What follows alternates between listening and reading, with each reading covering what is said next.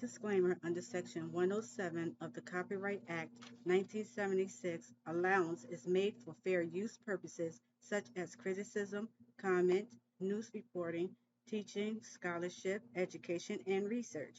Fair use as a use permitted it by the copyright statute that might otherwise be infringing.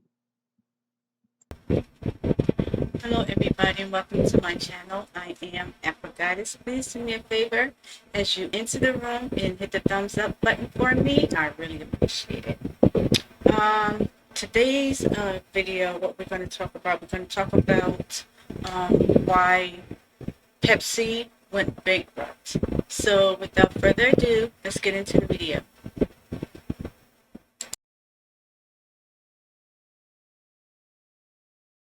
Here's the truth Pepsi don't want you to know. Pepsi started off as a rip-off of Coca-Cola, and they even tried to sell their company to Coca-Cola on 3 separate occasions. But Coke kept turning them down. As a result, Pepsi struggled and literally went bankrupt on 2 separate occasions. And yet, fast forward to present day, and PepsiCo makes around $80 billion of revenue a year, more than double the Coca-Cola company. You see, Pepsi is no longer just a drinks business. They are a gigantic empire that owns more food and beverage products than you can even imagine. Lay's, Gatorade, Cheetos, Aquafina, Tropicana, Quaker Oats, Mountain Dew, Doritos. The brands PepsiCo owns are endless. In fact, at one point, Pepsi even started buying giant fast food chains like KFC and Pizza Hut. They were even negotiating a deal to buy a huge fleet of Navy warships. So how did all of this happen? How did Pepsi go from bankruptcy to global domination? From humble beginnings to controversial conglomerate with blood on its hands? Welcome to the insane history of Pepsi.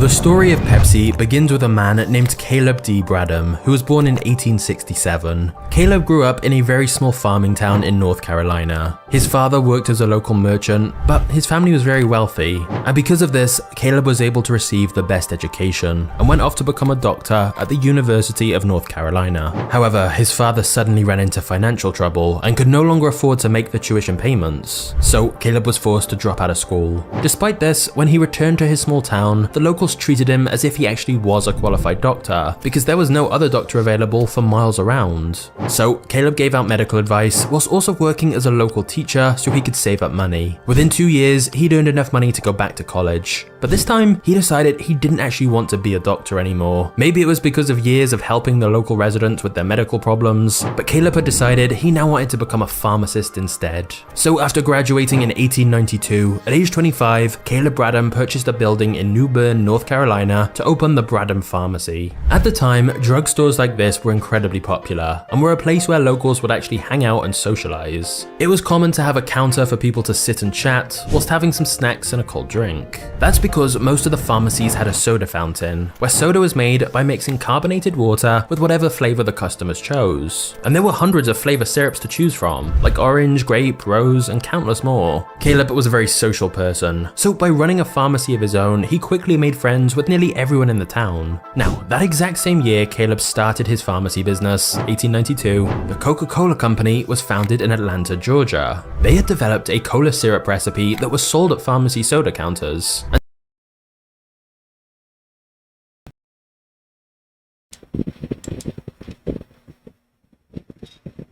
Well, dang, he went from studying to be a doctor to being a pharmacist. So he went all the way down, just imagine the kind of money he could have been making just by being a doctor. Oh my God, But hey, that goes to show you that you have to follow your dreams. You have to follow what you feel is right.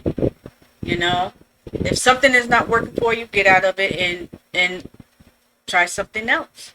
Don't just stay stuck in something that's not working out. Anyway, back to the video.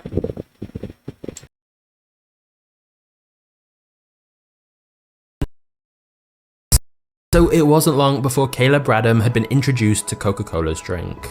Caleb very quickly saw the huge potential of it. It was immediately a popular choice amongst customers when deciding what to order from the soda fountain. But Caleb thought the only problem was that the original founder of Coca-Cola had mixed addictive chemicals into the recipe. So Caleb had the idea to make his own very similar version of cola syrup, but leave out the ingredients he considered harmful. Because Caleb wanted to make a true health drink that relieves indigestion but had the same cola flavor that everyone seemed to love. And thus, Caleb's cola syrup was a mix of natural flavors like caramel, rare oils, and fruit juice extract. Once Caleb settled on the formula, he started to offer it as a new flavor at the soda counter in his pharmacy and encouraged his friends to try it. The locals nicknamed his cola beverage Brad's Drink, in reference to the surname of its creator, Caleb Bradham. And for the next 5 years, the locals would regularly request Brad's Drink at the pharmacy's soda fountain simply because they liked the taste. After years of hearing the locals tell him how good it was, Caleb finally built up the confidence to try sell his product elsewhere. By this time, Coca-Cola was growing massively successful, and Caleb knew that there was a demand for more cola drinks on the market. So in 1898, he officially changed the name of his product to Pepsi Cola. The word Pepsi comes from the Greek word pepsis, which means digestion, because at this point, Caleb still believed focusing on the health aspect was going to be key. However, what actually was most popular was the taste, and before long, he was selling large kegs of Pepsi syrup to supply other soda fountains across the country. For years, Caleb was creating Pepsi Cola in the back room of his pharmacy, and in 1903, Caleb officially established the Pepsi Cola Company. He closed down his pharmacy so he could fully focus on Pepsi. In the first year as an actual registered company, they sold over 8,000 gallons of syrup,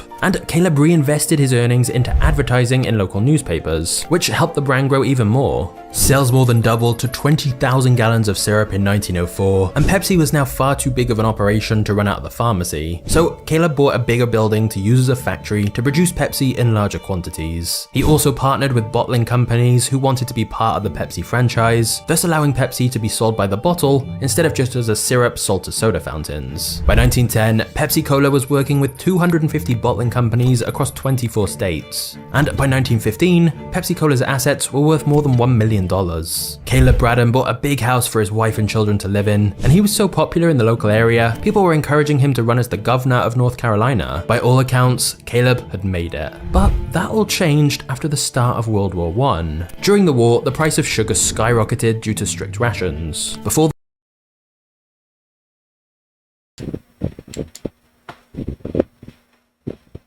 Every time I turn around when I'm doing these stories, like Gucci and Pepsi and other videos that I have done, I've noticed that the war, whether World War I, World War II, or whatever, always coming into play to destroy a lot of things and have people go bankrupt, you know.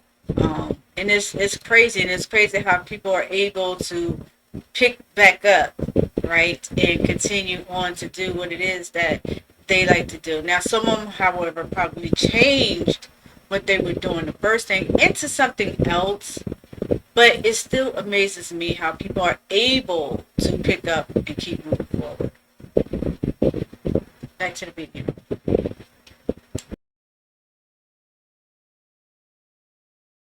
The war, a pound of sugar cost just 5 cents, but during the ration, it jumped to 22 cents per pound. And the price seemed to be increasing every month. So Caleb assumed that the price would continue to rise, and he decided to pour huge amounts of money into stockpiling more sugar. If his theory was right that the price of sugar would keep increasing like this, all the sugar he'd bought would soon be extremely valuable. He'd also be able to produce his drink much cheaper than any competitors who would be paying way higher prices for their sugar. However, Caleb's theory was completely wrong. Just 6 months later, the sugar price crashed down to 3 cents per pound, making it even cheaper than before the war started.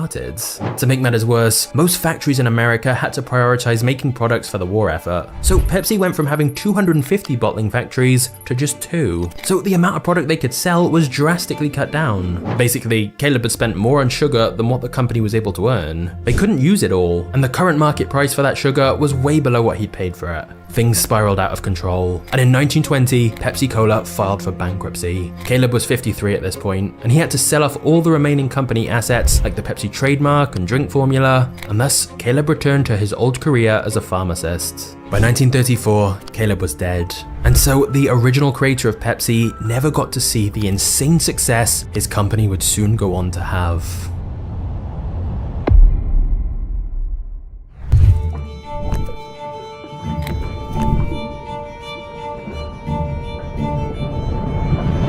acquiring what was left of the Pepsi company, for 8 straight years the new owners desperately tried to increase the value of the business. But then the stock market crashed in 1929 and suddenly the economic situation was looking very bleak. At this point, Pepsi had just one bottling plant in Richmond, Virginia, and they were failing to make a profit. So Pepsi declared bankruptcy a second time, and they were forced to sell Pepsi to the Loft Candy Company in 1931. So Pepsi had now gone bankrupt twice with 2 different owners and had now been passed on to a third different owner. However, for Pepsi's biggest competitor, Coca-Cola, things were looking much brighter. Whilst Pepsi had been struggling so much through World War I and the Great Depression, Coke had managed to secure a wartime contract with the United States government to sell Coke overseas. And so they'd been expanding all over the world. Of course, the new owners of Pepsi were desperate to make money back on their investment, and after seeing Coke's success, they thought they'd come up with the perfect solution: sell Pepsi to Coca-Cola. Throughout the 1920s and 30s, there were 3 separate attempts to sell Pepsi to Coca-Cola, but they refused every time. In retrospect, imagine how much money Coke could have saved themselves if they'd bought out their future biggest rivals when they had the chance. But at the time, understandably, no one believed that Pepsi could turn their luck around. So when Coke rejected the chance to buy Pepsi 3 separate times, eventually the Pepsi owners, the Loft Candy Company, realized they needed to try and find another way to save the business. One of the first great decisions they made was when Pepsi began using recycled beer bottles to save money on production costs. This meant they were able to charge just 5 cents for a 12-ounce bottle of Pepsi. That was twice the amount of soda that was offered in a Coca-Cola bottle for the same price. Remember, the Great Depression was still going on at the time, so people were looking to save money any way they could. So buying Pepsi instead of Coke was an obvious choice for a lot of people, given they were getting double the amount. The next important decision by Pepsi was their heavy investment in advertising campaigns, as this really helped the company take off. There were billboards, skywriting, a comic strip, and even a popular new jingle that played over the radio. Pepsi Cola, it's the pot, 12 ounces, that's a lot, twice as much more nickel too. Pepsi Cola is the drink for you. This Pepsi Cola radio jingle was just 15 seconds long in total, so it was cheaper to buy than the typical 60-second advertisement. This way, Pepsi were able to pay more radio stations across America to run these ads over and over again until people had the jingle stuck in their heads. However,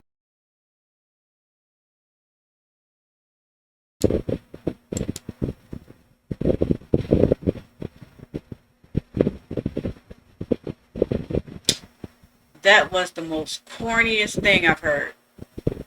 That song is corny as crap. I think that's gonna be stuck in my head because it's so corny.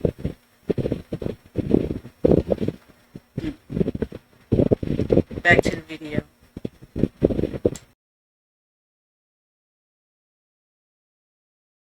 now that the Pepsi company was growing in popularity, Coca-Cola obviously wasn't happy about losing business to Pepsi. So in 1938, Coca-Cola took Pepsi Cola to court for trademark infringement over their use of the word cola. Obviously, Coke had known about Pepsi Cola's name for years, but they hadn't bothered to sue them until now, because until now, they didn't think Pepsi was any sort of threat. But it was quickly becoming clear Pepsi was cutting into Coke's sales. So in court, Coca-Cola argued that Pepsi was infringing on their copyright, while Pepsi countered that Coke was trying to form an illegal monopoly over the entire cola industry. In the end, Pepsi Cola got to keep its name, although they eventually shortened the name to just Pepsi. But there was trouble on the horizon for Pepsi. In 1939, World War II began, and after what happened with the sugar rationing in World War I, you might think that another war would spell another disaster for Pepsi. But this time around, they came up with a clever plan to stay in business. Pepsi decided to change the colours of their brand to red, white and blue to show their patriotism. They also set up a campaign called Your Man in Service, where Pepsi installed recording booths all around the United States so that soldiers could record a message to their family for free. This obviously generated a lot of goodwill and patriotism towards Pepsi. Then, during the 1940s,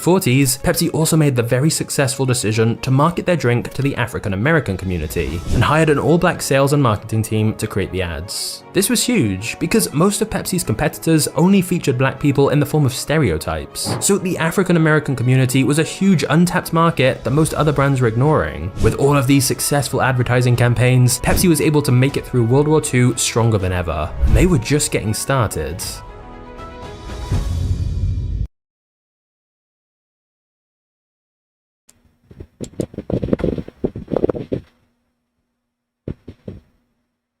Oh, really? That's messed up. Just target the black people. We always being targeted, right? But I will say this. Pepsi was good, and Pepsi, the taste is less sweet than Coca-Cola. It is. It's less sweet than Coca-Cola. Coca-Cola is my favorite though, but I like Pepsi too. I ain't gonna lie, I like Pepsi too. But anyway, back to the video.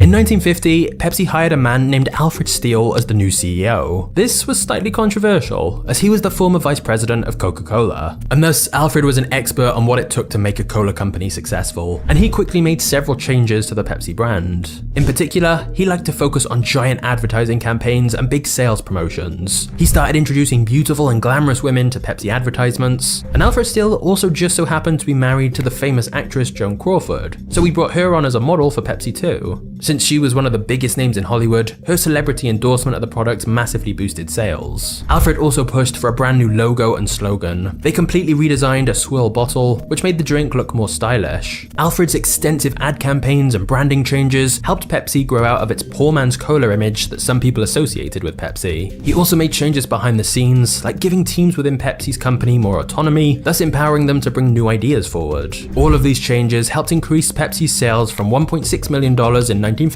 to $11.5 million in 1958. Alfred Steele is remembered for being one of the most successful CEOs in all of Pepsi history. Without him, the brand might not be what it is today, but sadly, his career was short-lived because he died of a heart attack in 1959. So it was time for Pepsi to find new leadership, and the job soon fell to a man named Don Kendall, who'd been with Pepsi for his entire career. He'd worked his way up the corporate ladder from a syrup salesman all the way to Pepsi president and then CEO. And one of his first decisions was quite surprising. Don decided to bring Pepsi to the Soviet Union. It was, of course, a massive market, and importantly, a market Coca-Cola had not entered. Now, that was largely because this was during the Cold War, and so there was actually an organization called the House Un-American Activities Committee, which would make sure that US businesses had nothing to do with the Soviet Union. However, that changed in 1959, when US President Dwight Eisenhower wanted to bring American culture to the Soviet Union and show them the benefits of capitalism, and thus they hosted the 1959 American National Exhibition in Moscow. Pepsi's new leader, Don Kendall, saw this exhibition as a big opportunity to introduce Pepsi to the Soviet Union, and he was right. There's even a photo of the former Soviet leader sampling Pepsi for the first time during this exhibition. And after this successful introduction at the exhibition, Pepsi managed to agree a deal with the USSR where Pepsi would become the very first American brand to be sold in the Soviet Union. However, there was one big problem. Because of controls the Kremlin put on their currency at the time, the Soviet ruble, it was actually illegal to trade their currency globally, meaning there was literally no international currency exchange market for the ruble, and thus it was essentially worthless outside the USSR. And Pepsi certainly didn't want to be stuck with profits that they couldn't take out of the Soviet Union. So, instead of selling Pepsi to the Soviet Union for cash, they agreed to use a barter system.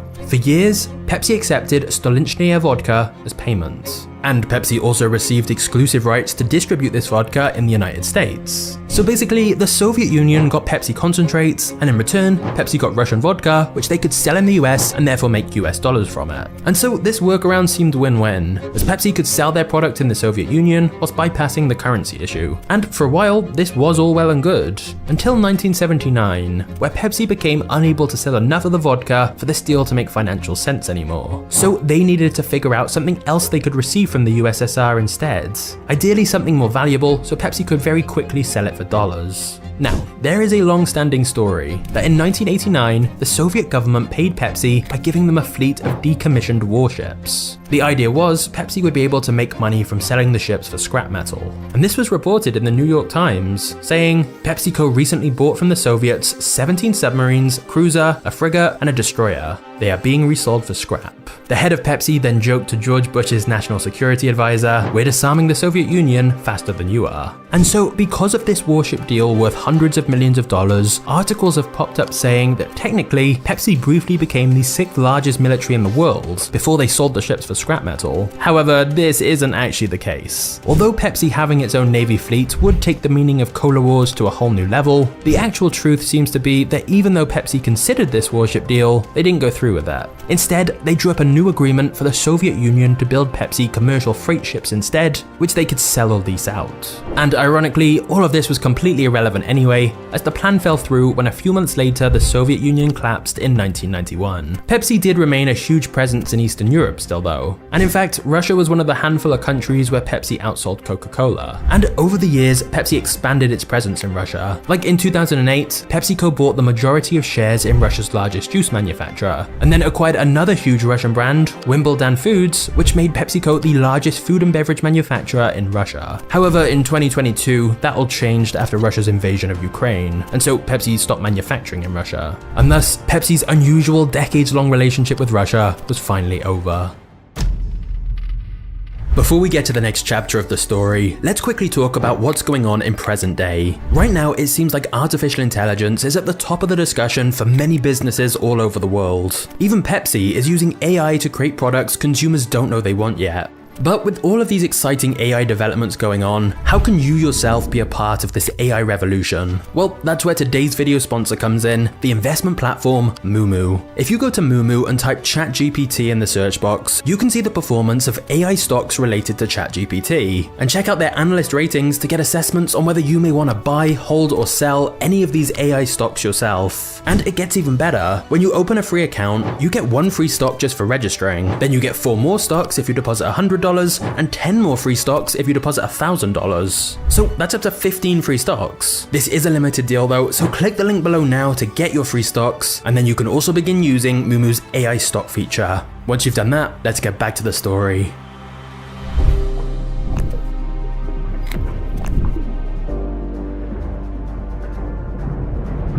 Over the years, Pepsi became dissatisfied with simply selling beverages. They wanted to expand into snack foods, because they knew that their target customer was buying both soda and snacks at the grocery store at the same time. They were complementary products. So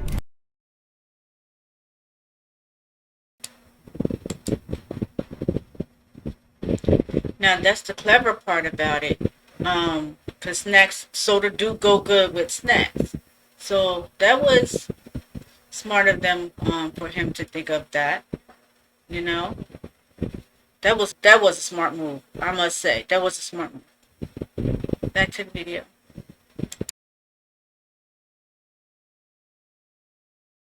what if Pepsi sold both? But rather than starting from scratch in a new market, in 1965, Pepsi merged with the snack company Frito-Lay, and together they became a new corporation called PepsiCo. Between them, the brands had combined sales of over $500 million already, and within 5 years of forming PepsiCo together, they reached $1 billion in sales. This merger between Pepsi and Frito-Lay was a move that worked very well for both of them, as they knew teaming up to become one giant corporation would be the fastest way to expand into new markets and pool their resources to help grow across the world. What's interesting is that just a few years earlier in 1961, the Frito Company and the H.W. Lay & Company had been two separate businesses that merged together to form the Frito-Lay Company. And yet, just 4 years after that, they were merging with Pepsi to create PepsiCo. And so all of this really just illustrates how business actually works. Two successful companies merge together to form one even more powerful company that can then crush or acquire smaller competition. And this is basically how conglomerates get formed, which is why nowadays you may be shocked to know just how many brands are owned by PepsiCo. Lay's, Gatorade, Cheetos, Aquafina, Tropicana, Quaker Oats, Mountain Dew, Doritos, Cap'n Crunch, Rockstar, and so many more. It'd be hard to go shopping and not buy something owned by PepsiCo. But as if dominating in food and beverages wasn't enough, PepsiCo even acquired 3 of the top 10 restaurant chains in the United States: Pizza Hut, Taco Bell, and KFC. Goes without saying that as soon as they bought these restaurants, they required them to only serve Pepsi-owned beverages from their soda fountains. For example, KFC used to sell Coca-Cola, but had to immediately switch to selling Pepsi instead after the sale to PepsiCo. Ironically though, this strategy of acquiring fast food restaurants sort of backfired a bit. Firstly, the industry was very competitive and ended up diverting a lot of PepsiCo's resources away from their more profitable products. But also, the biggest problem was that by getting involved with some fast food chains, it made rival fast food chains not want to sell Pepsi. For example, take a chain like Popeye's Chicken. If they were to sell Pepsi Pepsi in their restaurants, they'd be kinda supporting KFC, because Pepsi owned KFC. So basically, PepsiCo's idea of owning fast food restaurants to drive up sales of their beverages wasn't really having the desired effect. And so they spun off all their main restaurants into a separate company. So technically, PepsiCo no longer owns them.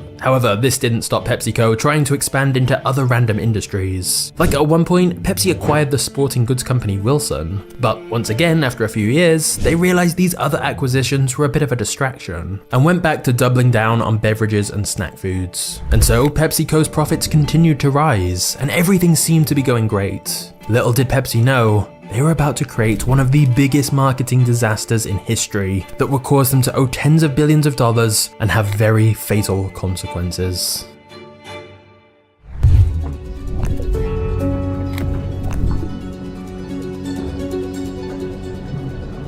In 1992, Pepsi ran a contest in the Philippines called Number Fever. They printed numbers on each Pepsi bottle cap ranging from 001 to 999. And every night, they would reveal a winning number on the evening news. If you had a Pepsi brand bottle cap with that number on, you could redeem it for a prize. Now, most of the prizes you could win were fairly small, but there was also a big grand prize, 1 million pesos, equivalent of around $50,000, which was well over 600 times the monthly salary in the Philippines at the time. Needless to say, winning that prize would be a completely life-changing amount of money for the average Filipino. 898, I won! Look for the winning number in Sari stores every day, also on TV, radio, and newspapers. You could be a millionaire. So the contest became hugely popular. It reached a point where around half of the people in the Philippines were participating in the contest by collecting Pepsi bottle caps. But not only were people buying more Pepsi for a chance to win, some were even searching the streets or looking through trash, trying to find bottle caps that had been thrown away in case one of them had a winning number. Now, obviously Pepsi had a budget for this campaign, and so the idea was they had a computer system to determine which numbers to print on bottle caps, as this way they could make sure that only 2 bottle caps were printed with the number for the grand prize of 1 million pesos. That meant only a maximum of 2 people could win the big grand prize, and Pepsi had control over how much money they gave away during the whole campaign. And the campaign worked great. Pepsi sales massively increased in the country because everyone wanted a chance to win. And so Pepsi decided it was working so well, they would extend the contest by an additional 5 weeks. However, this is where the problems began. The computer system they were using to determine which numbers to print on bottle caps had not been designed for the competition to run this long. And so suddenly extending the competition caused a glitch that would have very drastic consequences. On May 25th, 1992, they announced the winning number of the 1 million peso prize, number 349. Now remember, there were supposed to be 2 people who had the winning bottle cap number. However, instead of just 2 winners like Pepsi expected, because of this glitch, they had printed over 600,000 bottle caps with the number 349. So as you can imagine, when the winning number was announced, hundreds of thousands of people across the country began celebrating, thinking they'd just won 1 million pesos. Many of these people were in dire poverty, and this was going to change everything for them. All their struggles were finally over. People began partying in the streets, and hundreds began showing up at the Pepsi factory to claim their prize. It was chaos outside, and the police eventually had to show up. Meanwhile, Pepsi executives were panicking and scrambling to figure out what to do next. If they actually paid everyone with the winning bottle cap number the amount they were owed, it would cost Pepsi over $30 billion US. It would literally bankrupt the company. So they instead announced the winning number was a mistake, but as a goodwill gesture, said that everyone who had a 349 bottle cap would be offered 500 pesos. This was the equivalent of about $18. A pretty big come down from the $50,000 they were sure they'd won. So as you can imagine, people were incredibly angry and upset about this. Many began rioting in the streets. People were throwing Molotov cocktails into the windows of the Pepsi factory and bombing trucks. Tragically, these riots left many people injured and 5 people dead.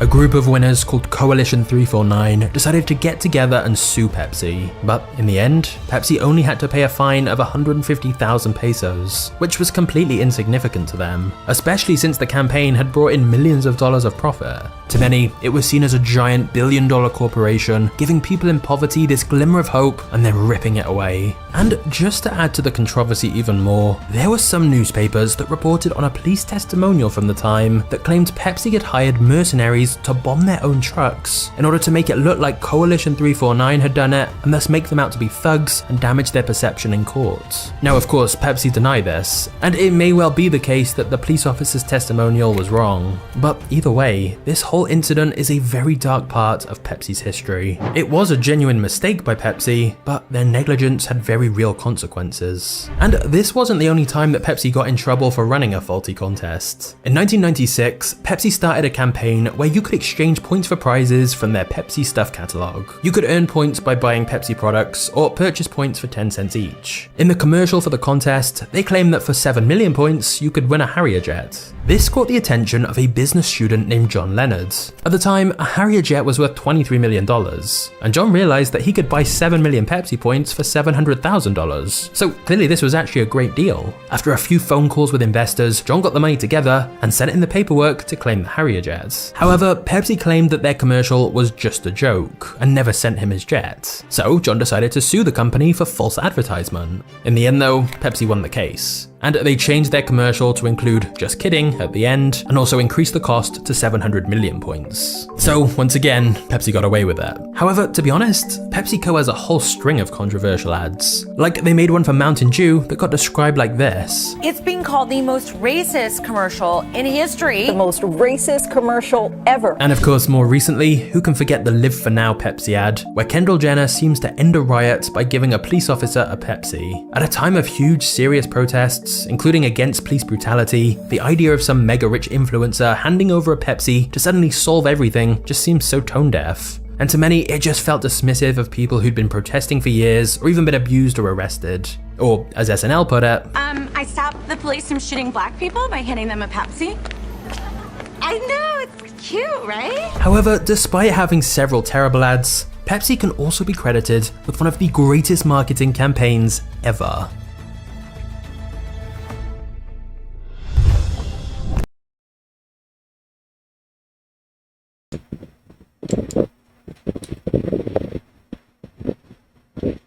Now you know that wasn't right, right?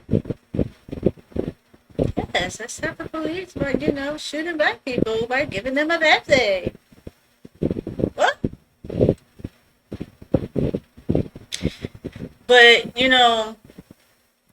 I understand those people, they thought that they was going to get, what was it, 50,000? And a lot of them were poor. And they would figure that that money would have gave them that come up that they needed. But come to find out that, he wasn't getting that.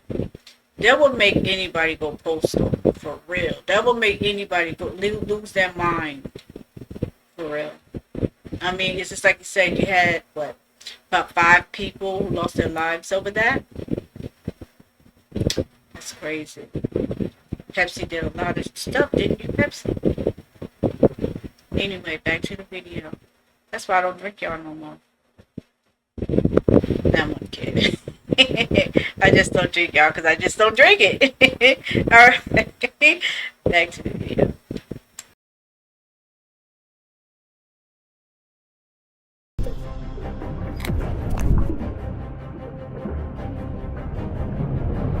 The ongoing rivalry between Coca-Cola and Pepsi is often known as the Cola Wars, and over the years, the two companies never held back from trying to knock one another down in their advertisements. They were the two biggest soft drink companies in the world, but Pepsi was always in second place. However, in 1975, Pepsi very nearly won the war when they introduced the Pepsi Challenge. This was an experiment where they filmed random participants doing a blind taste test. One cup had Coca-Cola, one cup had Pepsi, but people didn't know which was which and were asked which one they preferred the taste of. On average, slightly more people chose Pepsi. So Pepsi began running massive ad campaigns telling the world that in blind taste tests, people prefer Pepsi. At first, Coca-Cola strongly denied this, saying that there was no way it could be true, and Pepsi obviously had a biased experiment. But after doing their own blind taste tests, Coca-Cola got the same result. More people really did seem to prefer Pepsi slightly more when they couldn't see which drink was which. This all seemed to indicate the main reason Coke was #1 in sales was just because of their brand loyalty. This made Coca-Cola so nervous that they came out with a formula called New Coke in 1985. And this new formula did score better than Pepsi in blind taste tests. But this completely backfired on Coke. They received thousands of angry letters and phone calls from fans who wanted the original Coke taste back instead.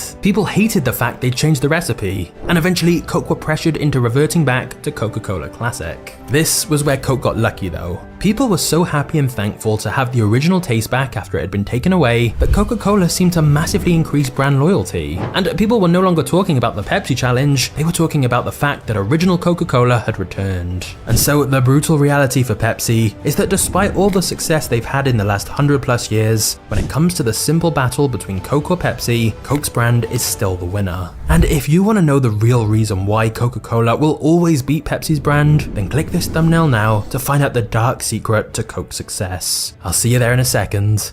Cheers.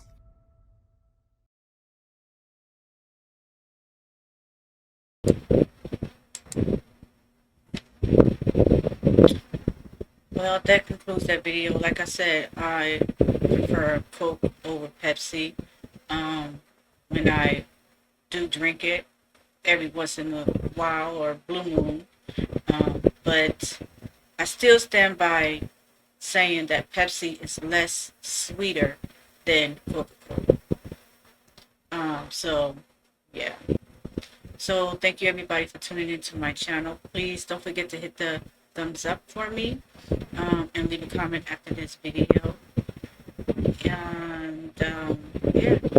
So, until next time, everybody, please be safe out there. Peace. Afro Goddess is out.